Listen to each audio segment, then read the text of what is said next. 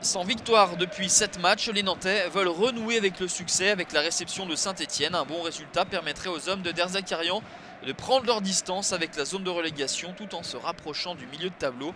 L'objectif pour les Verts, c'est d'endiguer cette série de 5 défaites consécutives à l'extérieur et de garder le podium en ligne de mire. Christophe Galtier est privé de Loïc Perrin, mais a toutes ses forces vives en attaque, notamment Romain Amouma qui ici provoque un penalty, obtient un penalty alors qu'il semblerait qu'il n'y ait pas contact entre Ryu et l'attaquant stéphanois.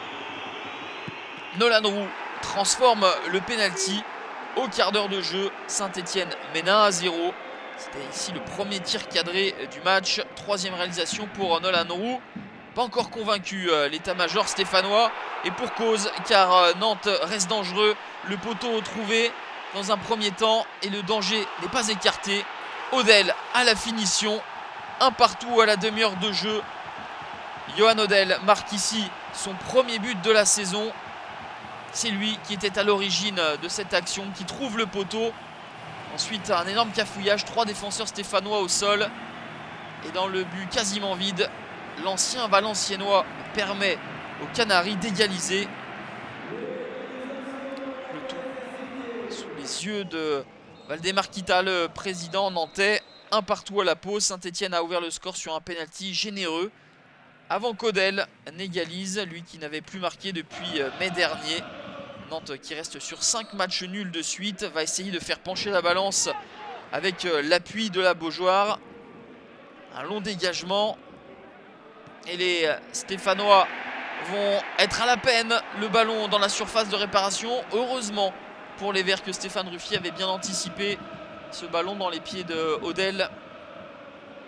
Saint-Etienne a énormément de mal à conserver le ballon et commet des erreurs à l'image de celle-ci de Florentin Pogba. Il n'en fallait pas plus pour Kolbeinn Sigthorsson, l'Islandais, pour ajuster Stéphane Ruffier. 77e minute, Nantes mène 2-1. C'est le deuxième but pour l'Islandais. Kolbeinn Sigthorsson qui retrouve peu à peu de la réussite. À noter que les Stéphanois alignaient leur recrue hivernale, Alexander Söderlund, le Norvégien arrivé de Rosenborg. Mais pas d'occasion pour les Stéphanois, une de plus pour les Nantais. Bedoyat est tout proche du 3-1, mais il est tombé sur un excellent Stéphane Ruffier, le gardien qui réalise le plus de parades dans le championnat avec Rémi Vercout, mais on en reste là. Ils ont attendu depuis plus de 2 mois les Nantais, mais elle est bien arrivée cette victoire 2-1 face à des Stéphanois qui subissent leur 6e défaite de rang à l'extérieur et stagnent à la 7e place.